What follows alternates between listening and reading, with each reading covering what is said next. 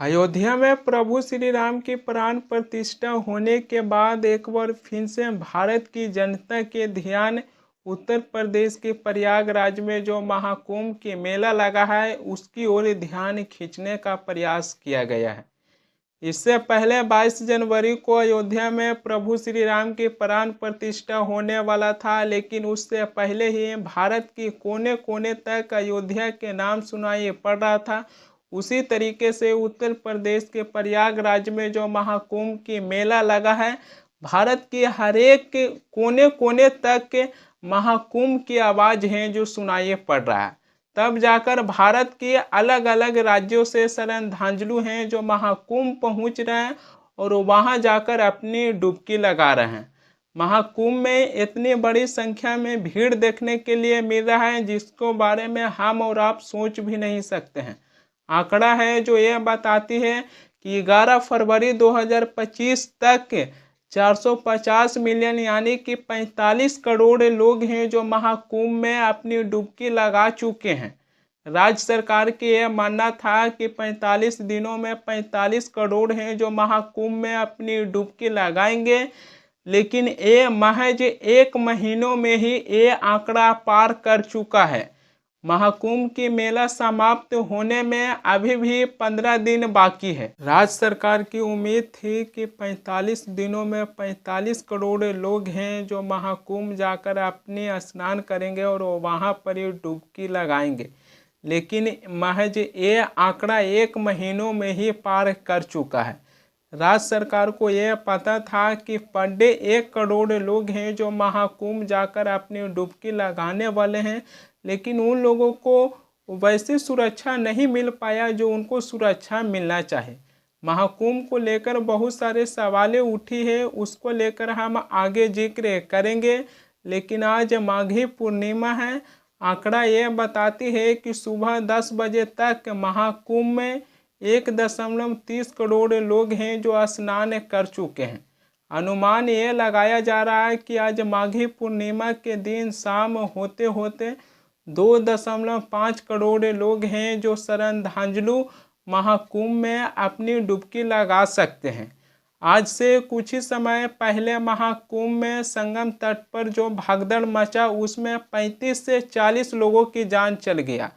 घटना के 17 घंटे बाद उत्तर प्रदेश सरकार हैं जो 30 लोगों की मौत की पुष्टि किए कि भगदड़ में 30 लोगों की जान चल गया, जबकि 60 लोग हैं जो घायल हो गए थे। महाकुंभ में भगदड़ मचने के बाद 30 लोगों की जान चल गया।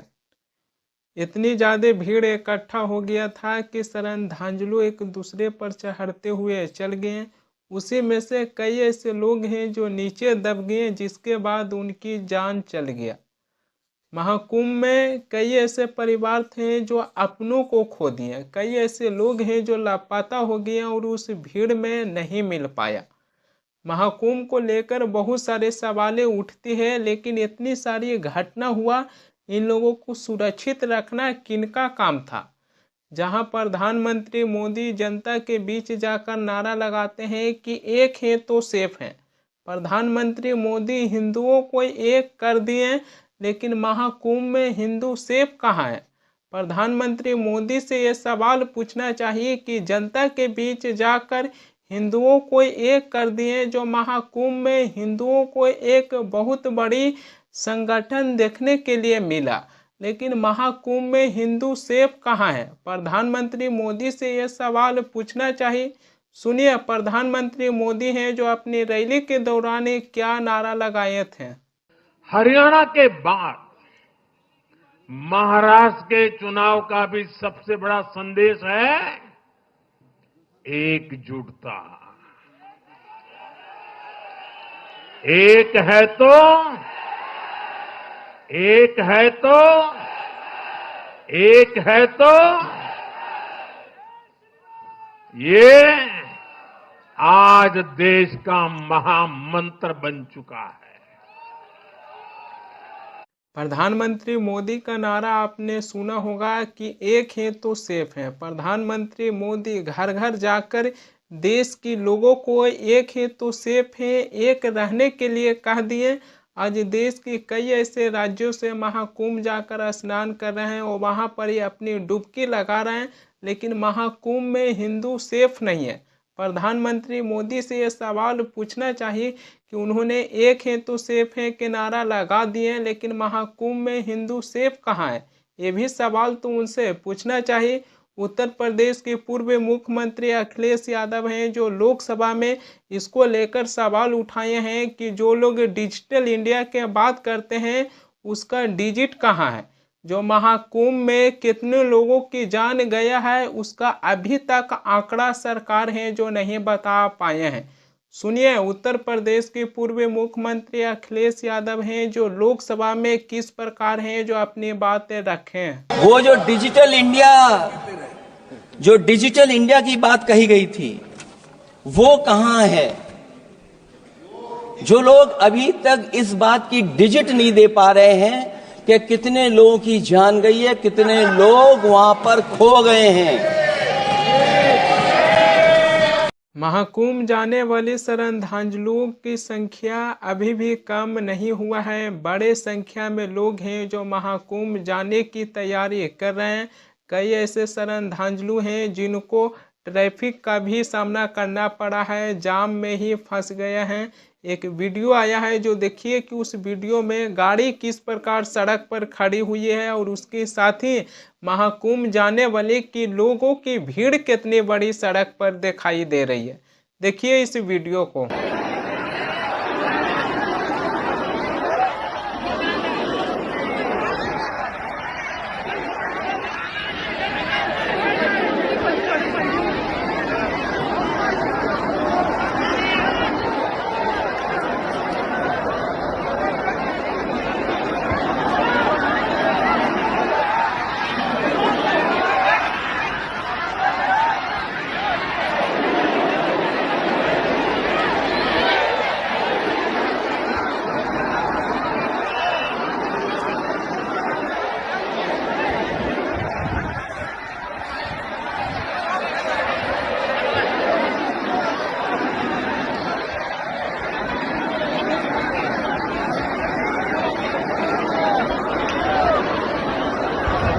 कुछ और ऐसे श्रद्धालु थे जो अपने परिवार के साथ घर से निकले थे महाकुंभ जाने के लिए और वहाँ पर ही अपनी डुबकी लगाने के लिए, लेकिन वो लोग प्रयागराज की सीमा तक भी नहीं पहुँच पाए कि इतने बड़े ट्रैफिक में फंस गए कि अपना पूरा समय गाड़ी में ही बिताना पड़ा। कुछ ऐसे श्रद्धालु हैं जो अपनी गाड़ी को ही घर समझ बैठे थे। इतने बड़े ट्रैफिक था कि जहाँ पर जो श्रद्धालु अपने घर से निकले थे महाकुंभ जाने के लिए कि वो वहाँ जाकर स्नान करेंगे, लेकिन ट्रैफिक में फंसने के बाद वो लोग वापस यू टर्न लेकर अपने घर की ओर चले गए। महाकुंभ तक भी नहीं पहुँच पाए और उनको आधे ही रास्ता से अपने घर लौटना पड़ा, जबकि प्रशासन भी अपील कर रहे थे कि आगे बहुत जाम है, यहाँ से आप लोग वापस चले जाएं। इतनी बड़ी संख्या में लोग हैं जो महाकुंभ जाना चाहते हैं, लेकिन सरकार ऐसी चीज़ों को लेकर व्यवस्था नहीं कर पाए कि जहां श्रद्धालु हैं जो अपने परिवार के साथ निकले महाकुंभ जाने के लिए, लेकिन आधे ही रास्ता से यू टर्न लेकर उनको अपने घर लौटना पड़ा। लेकिन एक सवाल हमारी उन लोगों से रहेगा जो लोग महाकुंभ जाना चाहते हैं। बहुत सा ऐसे श्रद्धालु हैं जो महाकुंभ जाते हैं स्नान करने के लिए, वो वहाँ पर ही डुबकी लगाते हैं कि उनका मानना है कि हमें पुण्य होगा। लेकिन इसी चीज़ को राजनेता किस हिसाब से देखती है, इसके बारे में भी श्रद्धालु को विचार करना चाहिए। कहीं ऐसा ना हो कि इतनी बड़ी संख्या में लोगों को देखकर राजनेता हैं जो केवल एक धर्म पर अपनी राजनीति करना ना शुरू कर दें। इसके बारे में भी श्रद्धालु को विचार करना चाहिए। केंद्रीय मंत्री हैं जो केवल एक धर्म के लोगों को जगाने के लिए गए हैं और भी धर्म के लोगों को क्यों भूल गए। भारत की राजनीतिक में ऐसे सिलसिला कई बार हैं जो देखने के लिए मिला है कि केवल राजनेता एक धर्म को टारगेट करते हैं और एक धर्म पर ही अपनी राजनीति करना शुरू कर देते हैं। और यह बात मैं केवल एक पॉलिटिकल पार्टी के लिए नहीं बोल रहा हूँ, चाहे विपक्ष हो सत्ता पक्ष हो, हर एक लोगों के लिए ये मैं बात बोल रहा हूँ कि महाकुंभ में इतनी बड़ी संख्या में लोग हैं जो जा रहे हैं अपने पुण्य के लिए कि हम वहाँ पर डुबकी लगाएंगे, स्नान करेंगे तो हमें पुण्य होगा। लेकिन इसी चीज़ को राजनेता किस हिसाब से देखते हैं, इसके बारे में भी श्रद्धांजलि को विचार करना चाहिए।